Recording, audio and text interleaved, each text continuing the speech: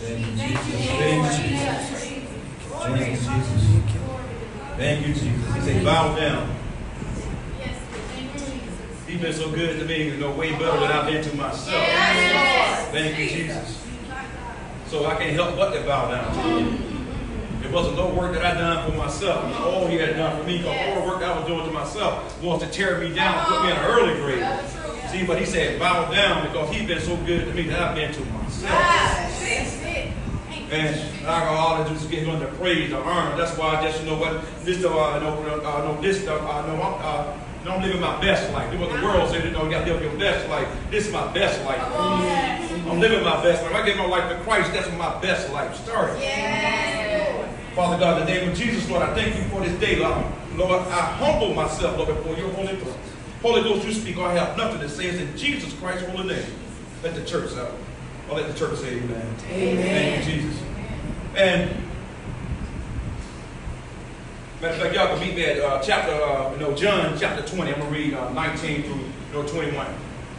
And see, when we did this revival and God laid it on our heart, we never talked back and forth with one another. We knew the title of the revival. It was called Heal This Land. But we never discuss and this and that. And you read the title, you see the title, you know what, you would think he's talking about Lord heal the United States because the American flag up here. But we was all on one accord, the land that God was talking about. He said, I wasn't talking about the natural land, I'm talking about that physical, I'm talking about that spiritual land. So Lord heal this land. And I know when, I know what I got out of this revival and what God done for me through this revival and the healing that God put upon his people. Amen. We went into it, God healed this land. And see, my God was speaking to me today, and when the young ladies came up, and Sister Toya, I'm so glad to see you back. Thank you, Jesus. Encouragement. Thank God for you. Thank you. And see, God said, it's transparency. He said, keep it transparent. In other words, to keep it real. And so when I was just sitting here meditating on the word, and God said, remain transparent. I said, okay, Lord, you want me to just preach it the way I feel it? He said, yeah, look, I want you to preach it just the way you feel it right now. Amen. And I said, well, God said, remain transparent. I just want to, I want to tell y'all something, you may not know. I don't have it all together either. I don't have it all together either. No, you may not know that I was facing some demons also that I had to destroy also. I don't got it all together either. Because my God told me, say, you know what, the sick need a physician. In other words, he said, it's the ones that sick still need him. He said, if you call yourself so righteous that you got it made, you have no other problems. He said, you got no more need for me. So that's why I'm still here again today, because the sick need a doctor. And we all got some issues we're dealing with because we back in here again. But when you say, I got it all together, I'm so perfect, I don't mess up anything, I done all my I's and crossed all my T's, God said, you got no more need for me then.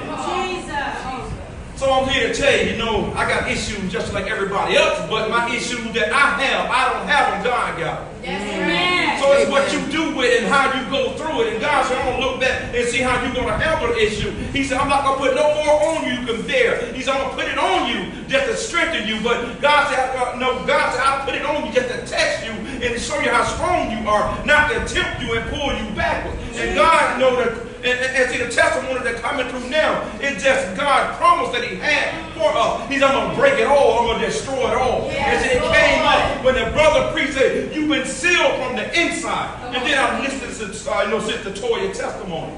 And see, God is showing us. He said, you know what? I don't want you to focus on what you lost.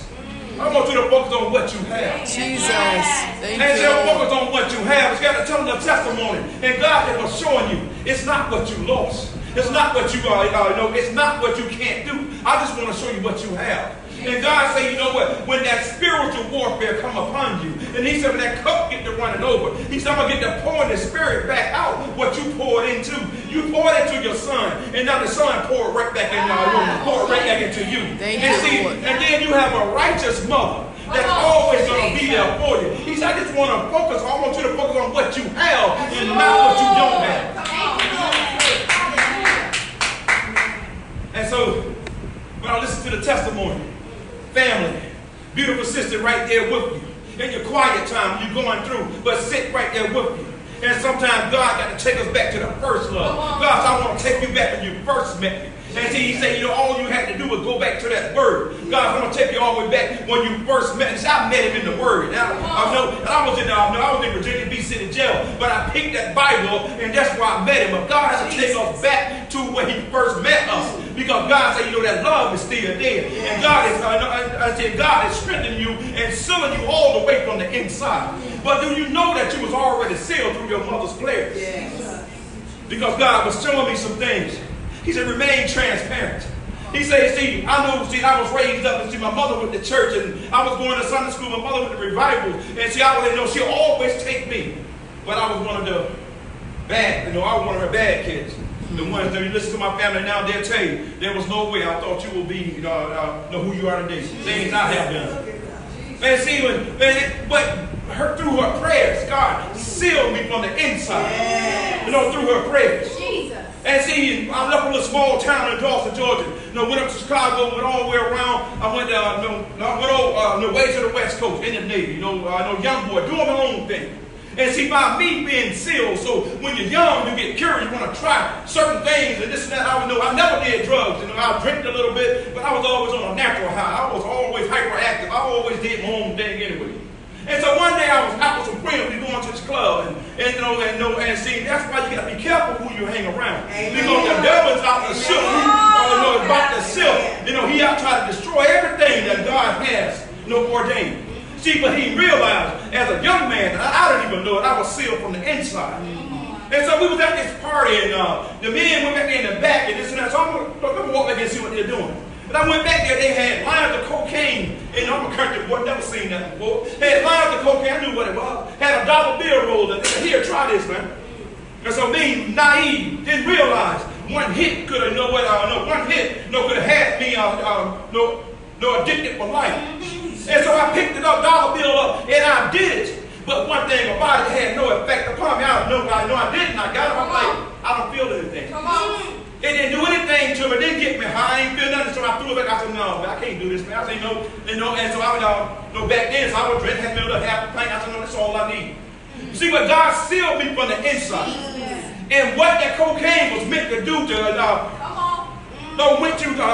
try to destroy me, but God blocked it. Yeah. He blocked it, and that's the only time I ever thought about it, even tried something like that, because God blocked it. See, Satan was out to destroy me, but God said, you already sealed from the inside. When you seal from the inside, nothing can go in you, and take what God has already sealed. So I thank God for a praying mother. Amen.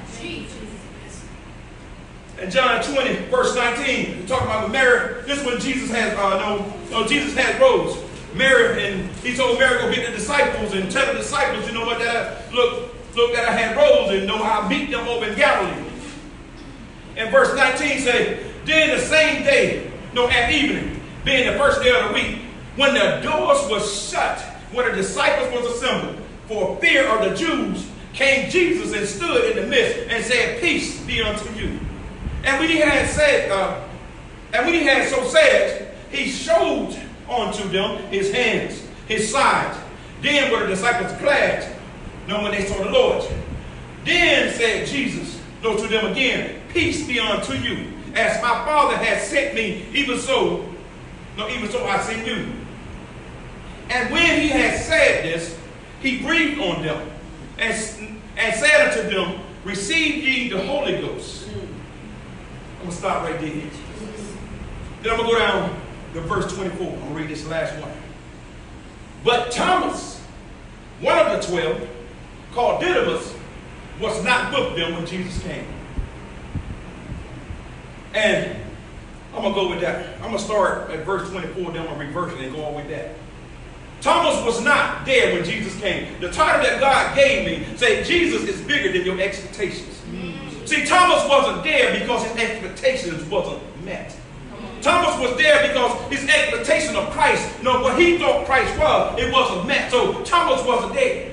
Thomas wasn't there because, he was there, maybe out of fear, maybe out of anger. And Thomas was always thinking on, remember when. I remember the last time I seen him, he told me he was the Messiah. But the last time I seen him, they were leading him up this hill all the way to Galilee to kill him. So the last time I seen him, so my expectation of who he was, he didn't meet my expectations. So Thomas wasn't there.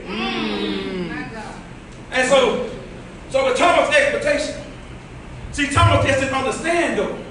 Jesus had already risen and Jesus was alive and well. Yeah. See, but Thomas was leaning on his own understanding. The other disciples, they were still behind the door. But Thomas was Thomas was off there having his own pity party, going back to his own way of thinking. He remember when? I remember when you wasn't dead. And that's how we do as men and women of God. No, but we don't ever count the times when God blessed us. We can remember the time when we wasn't blessed. God say, you know what? See, God will bless you and then God will also stop a blessing. Yeah. So, all blessings is not from God. Some blessing that you're praying for, Satan say, you know what? If he don't give it to you, I got it going out. I know I got it for you over here. But God will stop certain things in order to stop certain things that went out to destroy you. Yeah. See, but Thomas' expectations wasn't met. So Thomas wasn't there. And see, when Thomas wasn't there, see, Thomas' expectation maybe was the lack of fear. But he was in doubt. Maybe he was in confusion. And see, when Thomas was going around and saying, you know what, Lord, you said, when I walked with you, Lord, you said, Lord, you said, Lord, you said, Lord, you said. That's how we go, Lord, you said, Lord, you said. But the Lord looked at us and said, but you also said. Come on. The Lord said, do you remember when you fell down upon your knees and you needed me to give you a blessing right now, and you told me that you would honor me and you would praise me, for Christ I live, for Christ I die. Do you remember telling me that? Yeah, but Lord, you said. But Lord said, but do you remember what you said? See, but Thomas' expectations wasn't met.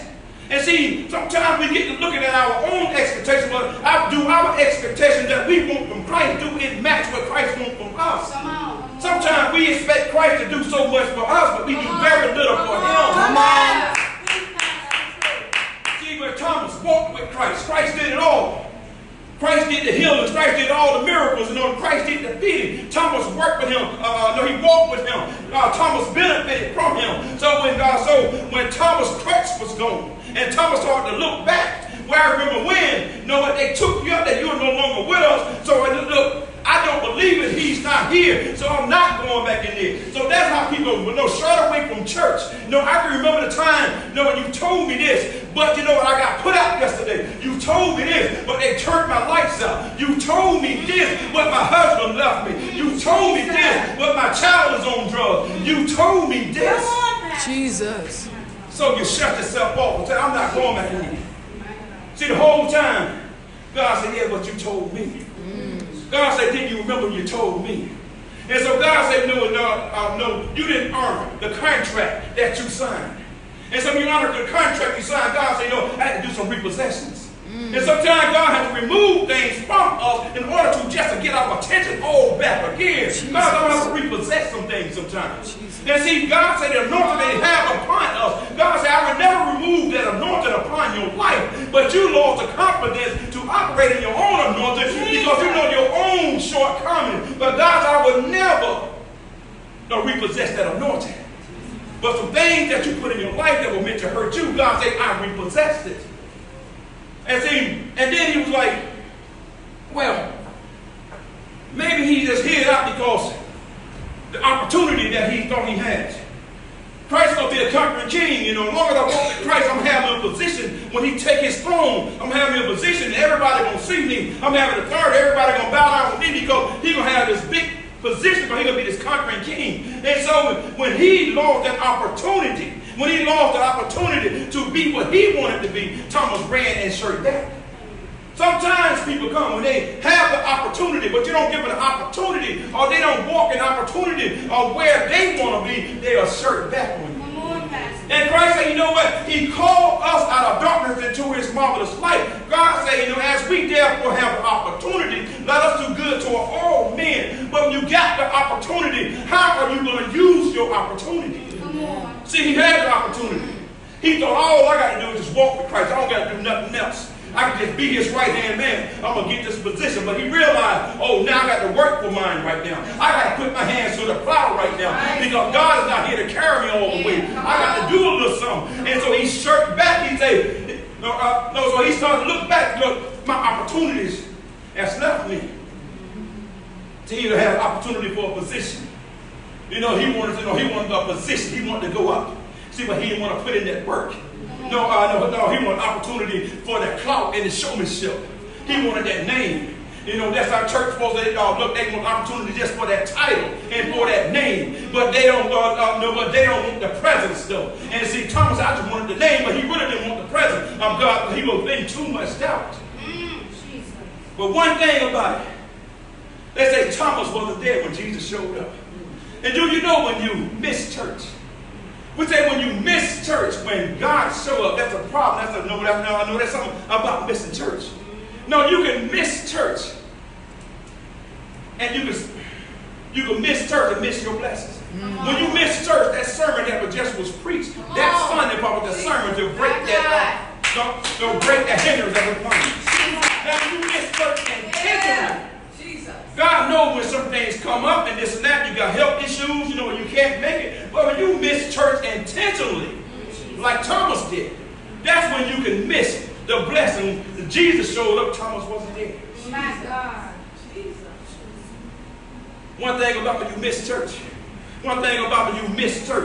you miss the presence of God. When you miss church, I can go and tell you about the revival. See, but I can't duplicate the revival because you had to be there. I can tell you how God been there. See, but I can't tell you the atmosphere because you wasn't there. When you was in the atmosphere, when you was in the presence of the Lord, you cannot duplicate it unless you was right there. And see, when Thomas wasn't there, he would not. He missed the presence of God. You know, the disciples couldn't go and tell him, oh, he was here and he did this, because you know you can't duplicate when God show up, because that's a moment that you will never see again. He showed up on this Sunday, and that's a Sunday you won't see again. You can't duplicate God's presence. I can tell you about it, but I can't duplicate His presence. Say when you're in church. And the worst thing about some people, the worst thing to be in church and still miss church. Dang. Some people come to church, be in church, and still miss church. Jesus. They come in church with all kind of weight upon them. They cannot receive the word because they got an outside, hindrance upon them. They brought their worldly issues in them, in the church, and they still miss church. It's a bad thing to be right in the presence of God and you still miss God. Because God say let nothing, no one separate you from the love of God. But you right in His presence. You don't got up and got dressed and came to church. You might as well have church. But you come through the door and you let your worldly issues of what's going on in your home, in your marriage, on your job, in your body, and it causes you to miss church. Jesus. Right in the assembly, but you still miss church. You miss church due to, okay, you're mad at somebody. I'm mad with the pastor right now, so I ain't going. I ain't going to that church. I'm mad because I was expecting this, so I'm not going back to that church. And God gave me the parable about the rich man and the poor man. So when a rich man come into the door and a poor man. And so people see the rich man according to how he dressed and what he had, and so they cater to his needs. And so the poor man, and see that's the one that God is using, and so they look at him and they put him on the back burner. They count him down as an outcast. And see, when you have a small ministry, they call you the poor man ministry. And then you got the rich man, that mega church. But they'll go and take the same people. They'll come in your church, look around the small ministry or the poor man ministry. I'm going to give them $2 in the offering box. But I'm going to go over there to that big church over there, and I'm going to drop $100 because they told me to drop $100 seed. I can trust them because I can see that, they got everything that I was expecting. Come on, Pastor. Come on, Pastor. And see, when you start to cater to the big churches. And see, the thing about, we put on a revival. And see, long as we got Pastor Burkes, Pastor Breon, Pastor Richmond, Pastor Garner name attached to it, because of no big name that you can see posted all over the billboards, and you can see going all around Hampton Road or on your TV set, we can't get the people to come because you don't meet our expectations. Because you're a poor man ministry. I'm looking for the mega, the rich man ministry, the one that dared to destroy me and take everything that I had earned. Jesus Christ walked around. Didn't have his own horse. Didn't even have his own home. They slept on the ground in the garden. Jesus Christ had to borrow a donkey to ride through on the day of Pentecost. But Jesus Christ, he was rich and highly favored. He was God above all God. He was King above all kings, the Prince of Peace. He rolled through on a borrowed donkey. And see, now people walking around right now, if you don't have it, they are... See, if you don't have what they think you're supposed to have because you're in leadership, they look down upon you and your ability because you don't have the expectation that you should have as being a man of God. Come on. See, but a true man or woman of God, true people of God, and see, you got to see, your bank account may not line up with your anointing. Your bank account may be negative. See, but God said your anointing exceeding all expectations. God said your bank account may be a zero balance. But God said, I'm looking down at your anointing. And your anointing saying, you know what? Those efficiently, you know, and see, in God's grace, exceed. And that's your anointing. See, and people don't come to church because they get the kicking against the prick. Disobedience. Because they won't let me. They won't let me. They won't let me, so I'm not going to church. They won't let me. I'm not going to church. And so they started kicking against the prick, so they missed the presence of God. They miss it because of dislike. I'm not going to church because, you know, but I don't like CJ. You know, listen, I'm not going. He get on my nerves. I'm not going. But the Bible says, don't let CJ separate you from the love of God. And the Bible says, you know, they're always going around church hurt. People been church hurt. You cannot be church hurt. There ain't no such thing as church hurt. Church didn't hurt you. See, you got once you seal from the inside. It's talking about church hurt. No, you let someone or something separate you from the love of God. See, one thing about the sister came up and said, you know what, you care about what people is watching, but you don't care about what God is watching. You care about what people is thinking. See, but you know that God was the real reason why you stepped up out of church, because I want to go back and do some of the things that I used to do, because it felt so good. It tastes so good over here. I'm tired of drinking this water. I want to go and get me some of this Pepsi because it tastes so good. I'm tired of going up in this church. I just want to go and have me a little fun sometimes. Don't nobody know. The church ain't in here. Don't nobody see me. I just want to go there and have me a little bit of fun. So we get caught up in self. See, but one thing about old Thomas, say when you miss church, say you miss out on that face-to-face encounter with God. When you get in that face-to-face encounter with God, and see you miss church, and Thomas, see, he missed that face-to-face encounter. He knew the presence of God was there. See, but that face-to-face encounter, that's when Jesus breathed on them, and they received that Holy Spirit. God came through when God did the breathing on us. If you're not in the atmosphere, if you're not in the right frame of mind, you will miss that face-to-face encounter with God. You can be in the presence, but if you get that face-to-face encounter, that's when God gets to breaking every chain. You in that face-to-face encounter with Him. Yes. Amen. We all been in that face-to-face encounter. I know I've been down on my knees. Lord, help me. Lord, help me, Lord. Lord, forgive me. Lord, forgive me. And Lord shows up. He get down his knees with me, and we look face to face. He said, son, you don't got to worry about that no more. He said, son, I forgive you, son. You don't got to go back there no more.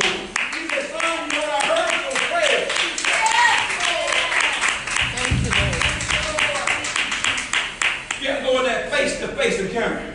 See, we're living in a society right now, and everybody knows you got to be squeaky clean. See, you squeaky clean. Let me tell you like this, people.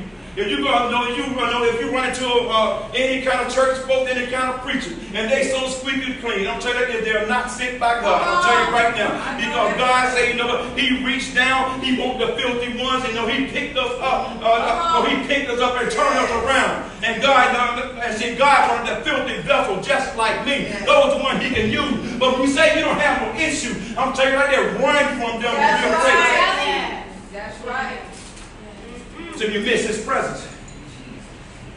And see one thing about you, when you're in the presence of God, see when you're in the presence of God, God is the difference between a church and a crowd.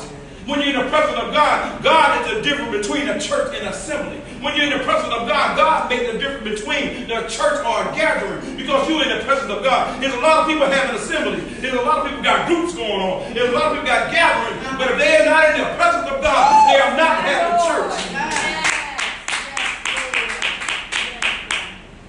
And see one thing, 1 verse 19, it said the same day in the beginning of the first week, when the doors were shut, where the disciples was assembled for fear of the Jews, came Jesus and stood in the midst and said unto them, peace be unto you.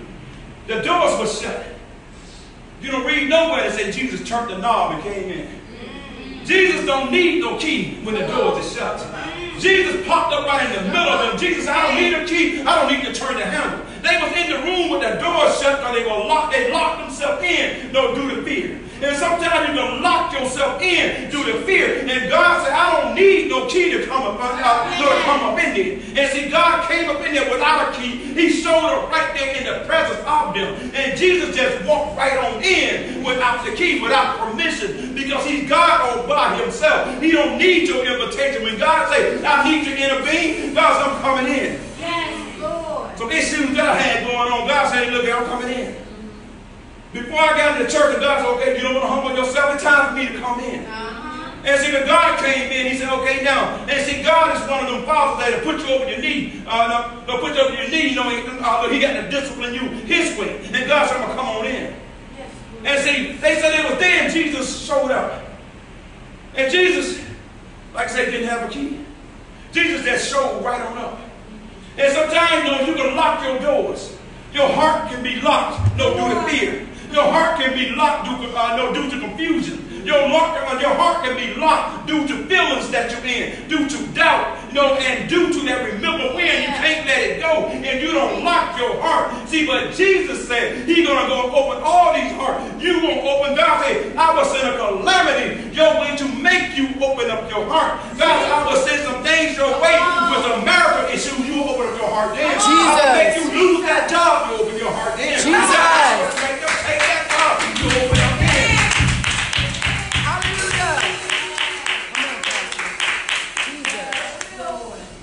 When God get to taken away, God said, you will open that heart up. God said, I've been knocking long enough. God said, I will send a calamity your way and make you open that door. And sometimes, like I say, we see things going on. And God had to go and start plucking, removing things. God said, because you want to open the door, God, I had to come in. I had to call something in your life before you open your door. When chaos come upon you, that everybody go back down on your knees. Lord, please, God said, you know what? I was knocking long enough. Jesus. See, but the disciple was right there. And God came on in. And see, God said, I'm bigger than all your expectations. I know he's bigger than my expectations. And see, when God came in, he said, peace be unto you. And see, when you're not in the presence of God, you miss his peace. You miss the peace. He said, peace be unto you. He said, you miss his peace. And one thing about being in the presence of God, the doctor may have the medicine, but God got all the power. When you miss being in the presence of God, your doctor report may say critical. See, when you're in the presence of God, God say completion. When you're in the presence of God, when you're in the presence of God, your bank account may say negative. See, but God said, but once you're in the presence of God, he said your cup is running over. Once you're in the presence of God. When you miss that peace, and God said, peace be still in every area, every aspect of your life. And then we go. And he said, Thomas wasn't there. So Thomas missed the opportunity to be in the presence of the Lord. And he missed the opportunity. And he missed that opportunity. He missed the opportunity for the evidence. And see, when Jesus showed himself to the disciples, he said, look at my hand, look at the hole in my side. Jesus said, I got some evidence for you. I want to show and prove to you right now. And see, Jesus is sending us out right now as evidence. And that's why God said, go and show yourself, because you are evidence. And see, they need the evidence to know, is this really him right now? Is this a ghost right here? Jesus said, do you have meat to eat? He didn't, no, Jesus wasn't hungry, but Jesus said, do you have meat to eat so I can show and prove to you that I'm in a natural body? And Jesus proved it to me. He said, see these holes in my hand. See this hole in my side. Jesus said, this is evidence. No, I am who I say I am. Amen. And Jesus said it right now, you are evidence. When you go on your job and people say, people's down in their spirit, they don't want to hear God is good. God's going to work it out. God is saying, I sent you there for some evidence. Tell them what I have done for you. Show them your battle wound. Tell them about the scars and the pain you went through. And tell them who brought you through it. Thank you, Jesus. Amen. showed them evidence. He wants to go and show ourselves. Show them the evidence of what God has done for you. Not what nobody else done for you. Not what you think you have done for yourself. But you are evidence. You came from broken homes. You know where you came from? No, some people came from foster homes. Some people came from abusive homes. You know what? But God said, you know what? Look where you at right now. You are evidence right now. He said, because God, I'm going to use you as the mouthpiece. I'm going to use you as that warfare to go back now and save your family. He said, Moses, I'm going to raise you up with the Egyptians. He said, but I'm going to pull you out. Since they trained you up, now I'm going to send you back to let my people go. And then you raised up in a household full of all hell breaking loose. And God, I'm going to pull you out. I'm going to raise you up. And now I'm going to send you back and say, Satan, let my people go. Thank you, Lord. He said, Moses was the evidence. You are the evidence. I am the evidence. And God said, go show yourself, go back and show yourself approved. And say, I'm wrapping up right here. And said when he came in and said they was glad when they saw him. And see, when you're in the presence of the Lord, when you're in the presence of the Lord, people say, well, it don't take all that.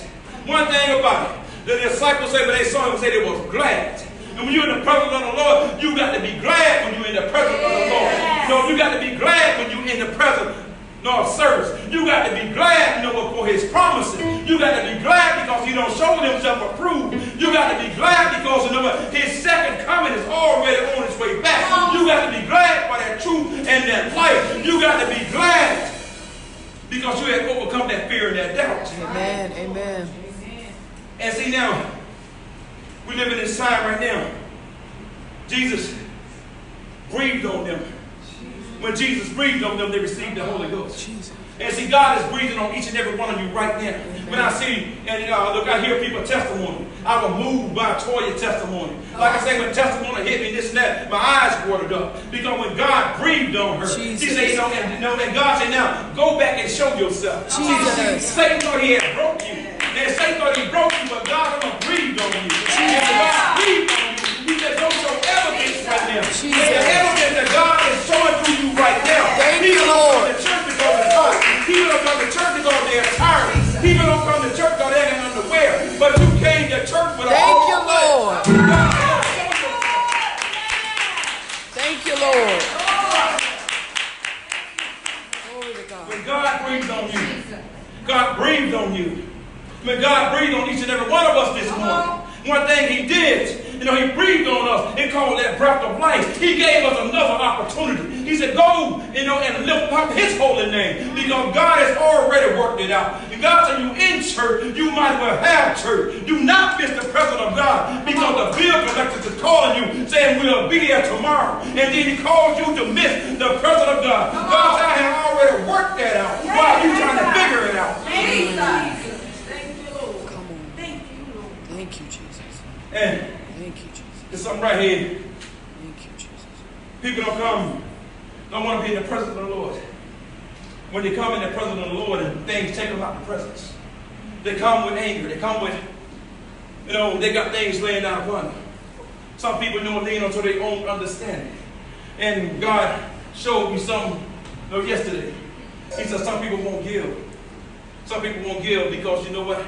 You didn't meet their expectations. Jesus. He said, their expectations. See, some people, they have the big church mentality that walk upon the small ministry. He said, some people, you didn't meet their expectations. And they looking for someone, as long as you can put up in a BMW, you got a 5-bedroom home, you got money running over, you met their expectations. So some people will not give because you didn't meet their expectations. When God called you off your job, some people just didn't quite understand it. When God said, I will supply all your needs, he said, they don't understand it. He said, so what they're going to do, they're going to penny pinch. They're going to penny pinch with the offering. Because in their understanding, they say, well, he ain't working, his wife ain't making that much money, so they must be spending the church money. So I'm not going to give. But my Bible says, he said, give what you decide to give from your heart. God loves a cheerful giver. He said, do not give grudgingly. Do not give out of necessity. He said, but give. Because God loves a cheerful giver. Now, if you come, you have the mind frame. I'm not going to give because they're spending my money. God said, you gave grudgingly. I don't care if you put $1,000 in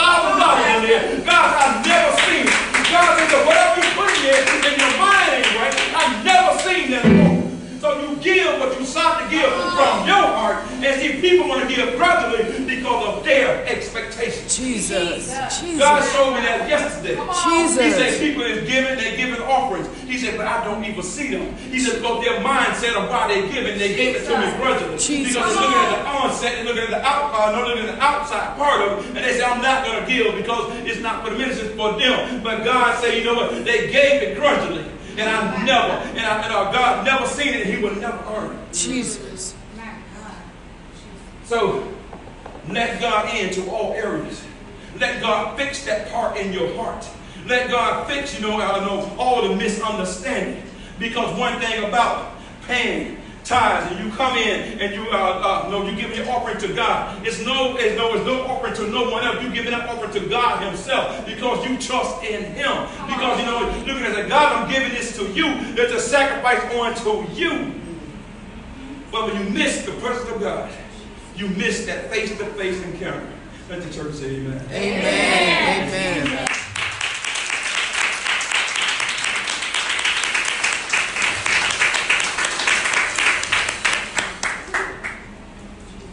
I'm cutting that right here. And then before we leave, I just want to get everybody to stand. I told you we got to stand. Get everybody to stand. Because we in the presence of God. You're in the presence of God. You got to give God what he wants right now. Right now. Amen.